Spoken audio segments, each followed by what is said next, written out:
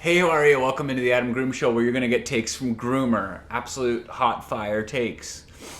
Not really. Coming at you a little bit later, exactly one day later than usual. Doing this episode on a Wednesday. Beautiful outside. Left a little curtain open there. You can see the little daylight. Love the sunshine. A little cold. This is the time of year where, the Masters is around the corner. Just give me like 8 to 12 degrees. Like all the time, and I'm cool with it. We'll slowly get back into things.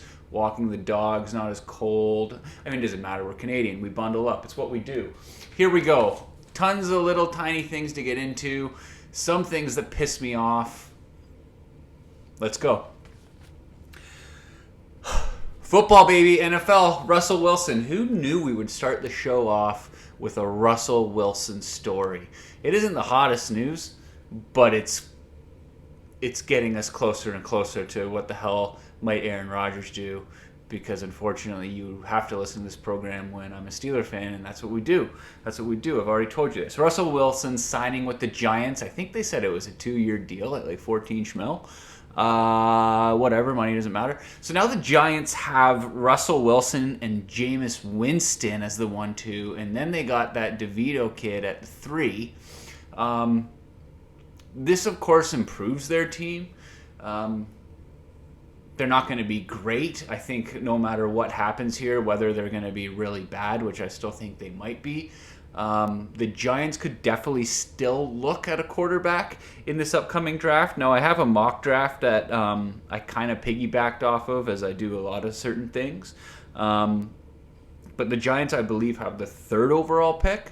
So depending on what the first two situations go, they could look at a wide receiver, right? They could look at a running back, although I don't think they'll go running back. Or they could actually draft a QB. I say that as we look at the depth chart. I don't think they're going to look at a running back, because here we go. The depth chart, they have Tyrone Tracy Jr.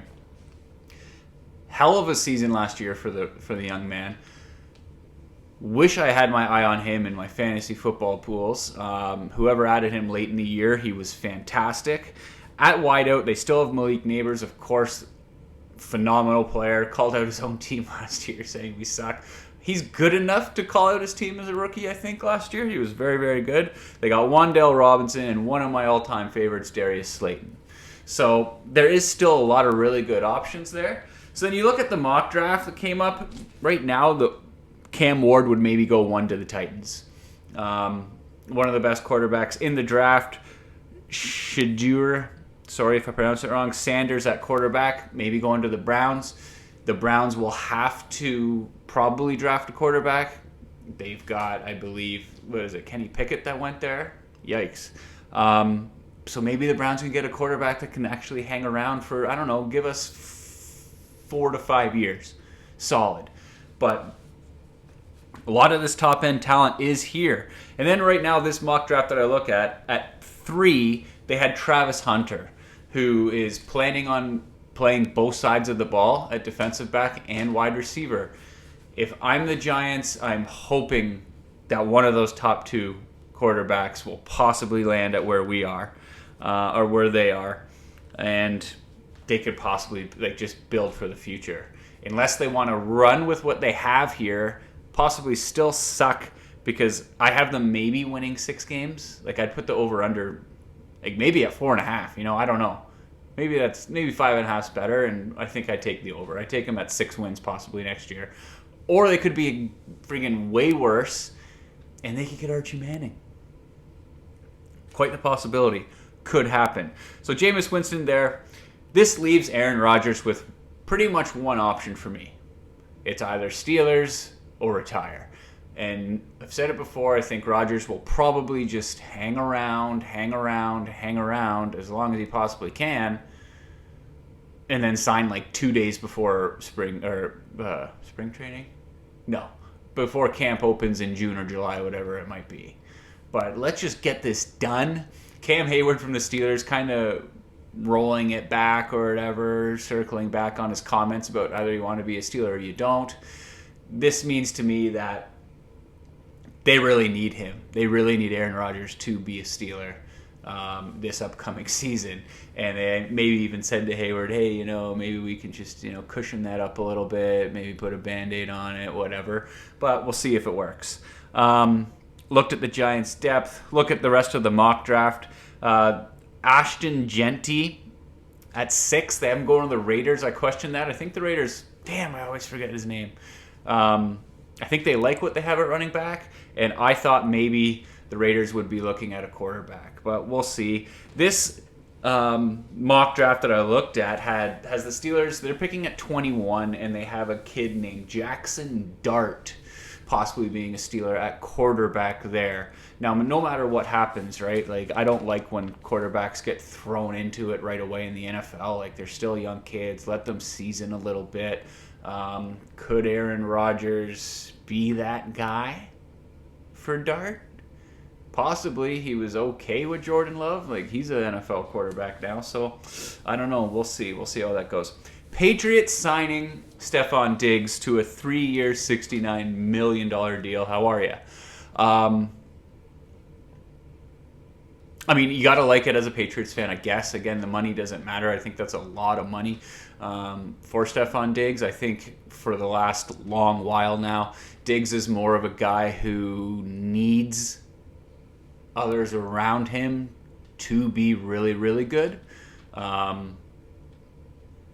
But I think he can still get it done with the right quarterback and the right surroundings. And I think the Patriots have a pretty well-balanced offense. I don't think it's phenomenal, but I really like Drake May. So that's what you need, a quarterback, and that's a huge start, and they have it. But, I wouldn't go crazy as a Patriots fan. And I have a lot of Patriot fan friends, and you see it on Instagram everywhere. It's just like, okay, yeah, relax. Is that the end for football? That's it for football. Get him out. Wilson, yeah. And Justin Fields in the Jets too. So, the two Steeler guys, see you later. They're out in New York. Smell you later. The Leafs, I know they crushed last night. They really, really crushed the Flyers. The Flyers are just looking like they want the season to be over. Run into the draft, get a good draft pick, build for next year. But boy, oh boy, did the Leafs really smacked them yesterday. Nylander, 40 goals for it feels like the 100th time in a row. I feel like he's always doing that. I do love this quote from Nylander though, on the 40 goal part. That's what I get paid to do. Yeah. So your contract is large, so I expect you to get 40 goals, but it's what's going on in the playoffs. Are you going to be able to do something like that in the playoffs? And I thought he was okay last year. I think, memory, smell you back there, get it back there. But, people laugh at it because it's like, it's the playoffs. So that's what you get paid to do. You get paid to win rounds in the playoffs, not just to get 40 goals in the regular season. That about sums it up. So, we'll hit on this first because I'm hot about it. It's the goalie interference thing. We saw it a couple days ago with the Islanders in Columbus, and it's a huge game for both teams. And I believe it would have given them the lead super late in the game. Kyle Palmieri goes to the front of the net. The goal was called back.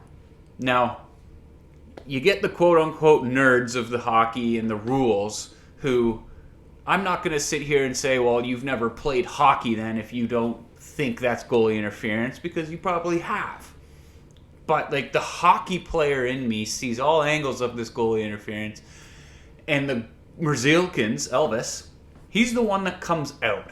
He pushes out of his net towards the high part of the crease in the paint, and that's where the contact is initially made. Elvis is the one that makes the contact with Palmieri. Is Palmieri at the top? Yes. Are his heels or one skate in the crease? Yes. But Elvis is the one that makes the contact with him, and he gives him a little push, and that push, and then seconds later, he says that he's not ready, even though I think he definitely had time to reset himself and make the save, and the puck goes in. Patrick Waugh was pissed. He was saying, well, if the people in Toronto are too afraid to overrule the refs, then why do we have Toronto in the first place? This damn seat. I kind of agree with it. If the goalie's the one making the initial contact when there is there is no crease rule anymore. There is no rule about a player being in the crease. He's just coming across. He wants to screen the goalie. Elvis comes out, make the initial contact. We're going to see a playoff game or a playoff series come down to something like this, and they're going to get the wrong call. Because I've said this before with certain things like this. It has to come down to the logical mind, the logical sense of it all. And when you first see that, without pulling out your damn book, the goalie makes the contact first. It's his reason, first of all, of why he wasn't able to get set again, even though he definitely had time to get set again. And it sucks. Because the Islanders needed that win. Both teams needed that win. But most importantly, the guy I'm playing in my Dynasty League had Elvis as his goalie, and they get the win in the end, and that sucks. And then we saw it again last night with Marner. Marner's in close. He tries to do between the legs thing and go upstairs. And, just the way the momentum was carrying him, but not only him, but also the goalie, they're coming to the left side of the crease, and there's going to be a bit of contact. That's just the way it is. So Marner does make the contact first. I get that. And then the defenseman kind of helps Marner into the goalie, and they end up way at the back of the net. That there was closer to a goalie interference than the Islanders Columbus won. Blue Jackets won. Because the player makes the initial contact first. But I feel like in that situation, it's just a hockey play. There's no way Marner can avoid that. He's trying to put the puck in the net. The goalie's trying to make the save. And those things are just the things that happen. Why the goalie ends up so far back of the net, I have no idea. But I just know whether you're going to be a fan of a certain team in the playoffs, and no matter what side you're going to be on, they're going to screw it up and they're going to get it wrong. That's Groomer's take on that hot trash. Let me know.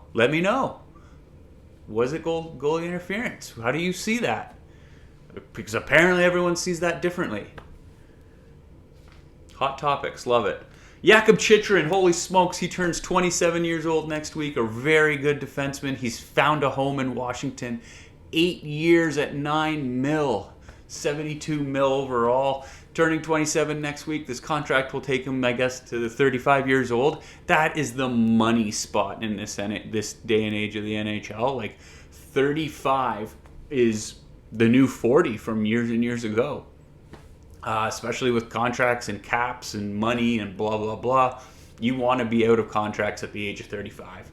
Then I feel you could move forward. If you're a team, obviously not a player, you want as much insurance as you can, but that's when it's 1 year deals, 1 year deals, 1 year deals, 1 year deals, all the way until you don't have it anymore.